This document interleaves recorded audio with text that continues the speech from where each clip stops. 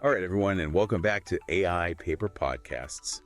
Today, we're going to be looking at a paper called Masked Autoencoders Are Effective Tokenizers for Diffusion Models. Ooh, this is a fun one. It is a fun one. Yeah. I think this is going to be one of our more technical deep dives, but I think it's a really, really important paper, and I think that all of our listeners are going to find something really valuable in this. Totally. So let's jump right in. Okay.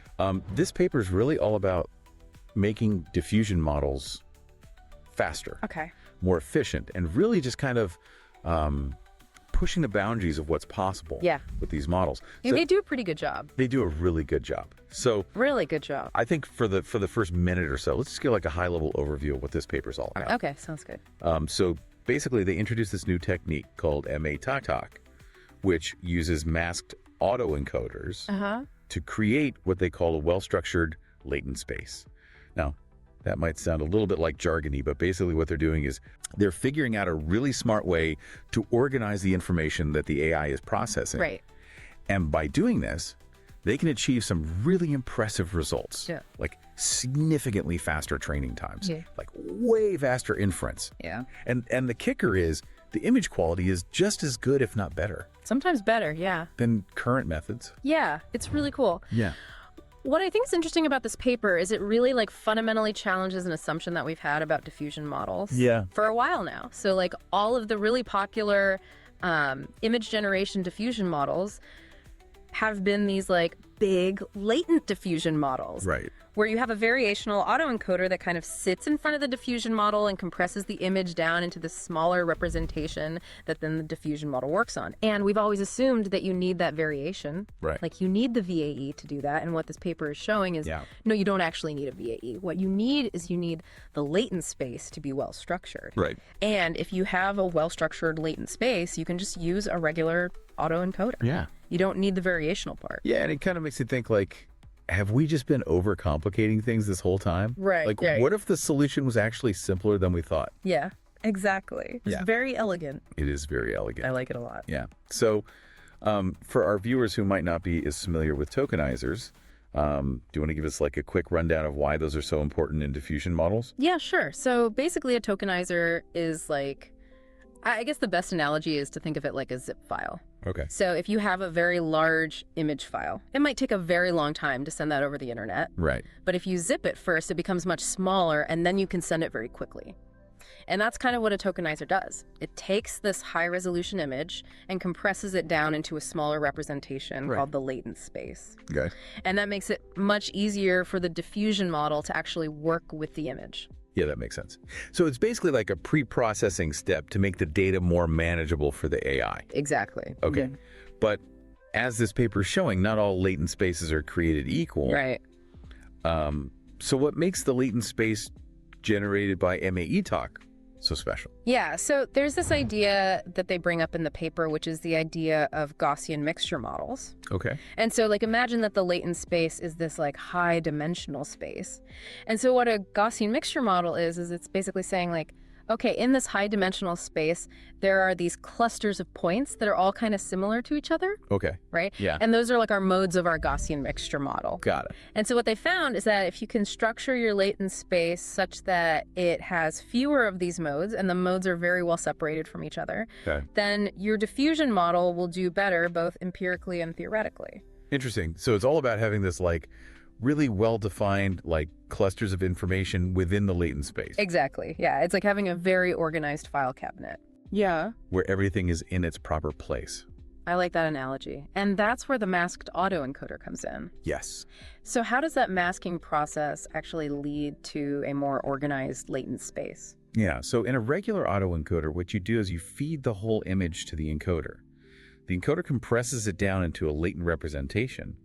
And then the decoder takes that latent representation and tries to reconstruct the original image. Okay. But in a masked autoencoder, what you do is you take the image and you randomly mask out maybe 40 to 60% of the pixels. Okay. And you only feed the remaining pixels to the encoder. So it's like giving the encoder like a puzzle with some of the pieces missing. Exactly. Okay. And so now the encoder has to learn to extract the most salient features from the visible pixels. Right. And then predict what's in those masked regions. Got it. And what they found is that by doing this, it actually forces the model to learn a more structured, latent space. Okay. With these well-separated clusters of features. That's pretty clever. Yeah. So it's like, by forcing the AI to deal with incomplete information, it actually learns to organize the information. It does have more effectively. Yeah, that's a good way of putting it. Okay. And to visualize this, they actually include some really interesting UMAP visualizations in the paper. Yeah, right? They do. And like if you look at the visualizations, it's pretty stark. Like you can really see the difference between like a latent space that was learned with the traditional autoencoder and one that was learned with this masked autoencoder. Right. The masked autoencoder ones, they're much more organized. Yeah. The clusters are very well separated. Like less blurry. Yeah, it's like comparing a well-planned city to like a sprawling, chaotic mess. Yeah, exactly. So it's not just like a theoretical improvement. It's like visually you can see, Right. okay, this is actually making a difference. Yeah. But okay, visualizations are one thing. Yeah. But does this actually translate to better image generation? It does. Yeah, so they show in the paper that not only does MAETok improve the quality of the generated images, Okay. but it also significantly speeds up the training process. Like how much faster are we talking? Like up to 76x faster. Wow. Okay, 76 times faster. That's a game changer. Yeah, it's pretty wild. But how does using fewer tokens, which MAETok does, how does that impact the level of detail in the generated images? Is there a trade-off there? That's a good question. You would think that using fewer tokens would result in less detail, but that's not actually what they find. What they find is that they're actually able to get state-of-the-art results on ImageNet with MAETok, even outperforming like much larger models. Wow. And they're able to do that with like only 128 tokens for 256 by 256 image, or 512 by 512. So they're getting better results faster and with less computational overhead. Exactly. It's like the AI trifecta. It is. And this brings us to, I think, one of the key contributions of this paper, which is this idea that the structure of the latent space might actually be more important than the specific architecture of the diffusion model itself. Yeah. So can you kind of elaborate on that a little bit? Yeah, so I think we've been so focused on building these like increasingly complex diffusion models, right, with all these like bells and whistles. Right. And what this paper is saying is maybe we've been looking in the wrong place. Yeah. Maybe what really matters is how we prepare the input data. Okay. And if we can give the diffusion model a really well-structured latent space to work with, then it can do its job much more effectively. Right. So it's like giving the model a clear roadmap instead of forcing it to navigate a confusing maze. I love that analogy. It's really like highlighting the importance of thinking about the whole picture, not just the individual pieces. Yeah. So we have this new MAETok tokenizer. It's creating this beautifully organized latent space, leading to faster training, faster inference, higher quality image generation.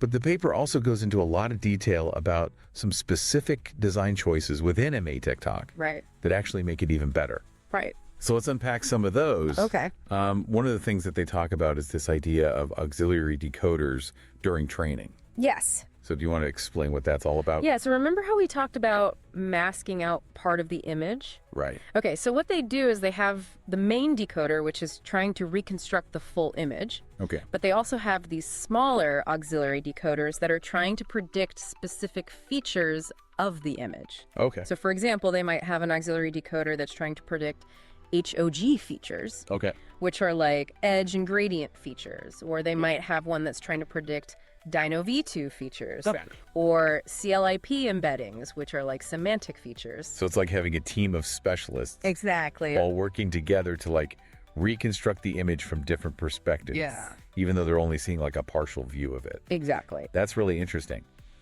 And then they also talk about this idea of decoupling. Right. So can you explain what that's all about? Yeah, so what they found is that when you're training with a high mask ratio, the encoder can actually learn a very well-structured latent space, even if the decoder isn't able to fully reconstruct the image. Okay. So they found that you can actually decouple these two things. Got it. You can train the encoder to learn a good latent space. Right. And then you can freeze the encoder and then fine-tune the decoder to improve the reconstruction quality. So it's like you're giving the decoder like a second chance. Yeah, exactly. To catch up to the encoder. Exactly. And like really learn how to use that well-structured latent space effectively. Yeah. Yep. That's really clever. Okay, so we've been talking a lot about like these high-level concepts, but I think it's important to like ground this in some concrete results. Okay. So what kind of results did they actually achieve with MAETok? Yeah, so they use these two metrics, RFID and GFID. Okay, what are those? So RFID stands for reconstruction Frechet inception distance. Okay. And that basically measures how well the tokenizer can reconstruct the original image from the latent representation. Got it. So the lower the RFID score, the better the reconstruction. Makes sense. So lower RFID means that the AI is doing a good job of capturing the essence of the original image, even with a lot of the information masked out. Right, exactly. Okay. And then GFID, what's that? So GFID stands for Generation Frechet Inception Distance. Okay. And that measures the quality of the generated images. Got it. So it basically measures how similar the distribution of the generated images is to the distribution of real images from the training data set. So basically, how real do the generated images look? Exactly. Okay. And so the lower the GFID score, the more realistic the generated images are. Okay. And they found that MAETok leads to significantly lower GFID scores. Got it. In fact, they were able to achieve state-of-the-art results on ImageNet. Wow. With a GFID of 1.69 for 512 by 512 resolution images. Okay, that's impressive. Yeah. And I believe they included some visual examples in the paper as well. They did. Yeah. And the comparisons are very striking. Yeah. Yeah, I'm sure our viewers are going to want to check those out. Yeah. One thing I wanted to touch on is the fact that MAETok uses only 128 tokens for both 256 by 256 and 512 by 512 images. Right. Which is significantly fewer tokens than what's typically used. Yeah. So can you explain why that's significant? Yeah, so the number of tokens directly relates to the computational complexity of the diffusion model. So more tokens means more data to process, which means longer training times. Got it. And slower inference. Okay. So by using fewer tokens, they're able to make the model much more efficient. So it's all coming back to efficiency. Yeah. Faster training, faster inference, lower computational costs. Yep. Okay, so before we move on to some of the other fascinating details in this paper, I want to ask you, what's like one specific thing that you think our viewers should really pay close attention to?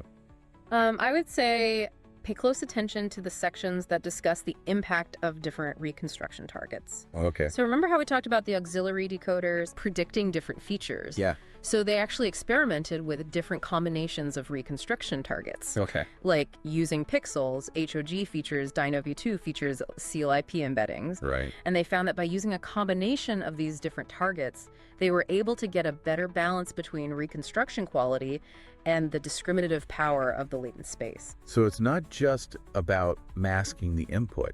It's about like choosing what the system should be focusing on. Exactly. When it's trying to predict the missing information. Exactly. Yeah.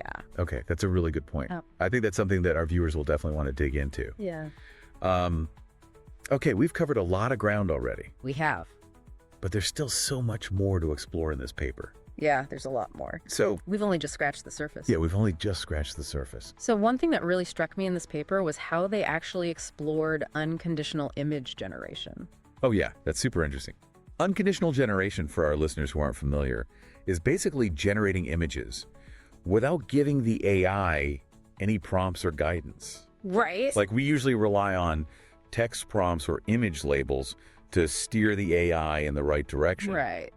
Yeah. But in this case, they were able to generate some really cool images without any of that. Yeah, and it was surprising how well it actually worked. That was really surprising. Yeah. It suggests that the latent space itself might actually be encoding a lot of semantic information about the images. Yeah, that's a really good point. I hadn't thought about it like that. Yeah, it's like even without explicitly telling the AI what to create, it's still able to generate images that make sense. Right. Like it's not just random noise. Yeah, yeah. And that's pretty mind-blowing when you think about it. It really is. It opens up so many possibilities for creative applications. Yeah. Like imagine being able to just let the AI loose. Right. And see what it comes up with. Yeah, like explore different regions of the latent space. Exactly. Like you could maybe nudge it towards certain concepts or emotions. Yeah. And just see what kind of crazy images it generates. Yeah. And it could be like a whole new form of art. Yeah, like AI generated art. Exactly. That's actually really cool. It is really cool. Okay, so we've talked about a lot of the really cool high-level stuff. We have. I want to just kind of like bring it back down to earth for a second. Okay. And talk about some of the key takeaways for our viewers. Okay, sure. So I think the biggest takeaway is that the structure of the latent space is really important. Yeah. Like that's kind of the main point of the paper. Of a well-structured latent space equals good results. Exactly. And this paper provides like a lot of evidence for that, both theoretical and empirical. Right. And they have MAETok to prove it. Yeah, exactly. A MAETok is like a really good example of how you can achieve this well-structured latent space. Right. With the masking and the auxiliary decoders and all that good stuff. Yeah, all that good stuff. Leading to faster training, faster inference, higher quality images. It's like the Holy Grail. It is, yeah. And they tested it on ImageNet and MS-CoCO. Yeah. Which are both really challenging beta sets. Yeah, they are. And it worked really well on both of them. It did, yeah, which is really promising. Yeah, it suggests that this is like a general technique that could be applied to a lot of different problems. Right. Not just image generation. Yeah, that's a good point. Another thing I wanted to highlight is just how efficient this whole approach is. Yes, efficiency is key. Like the whole paper is really about doing more with less. Right. Faster training, faster inference, lower computational costs. Yeah, it's all about making AI more accessible. Exactly.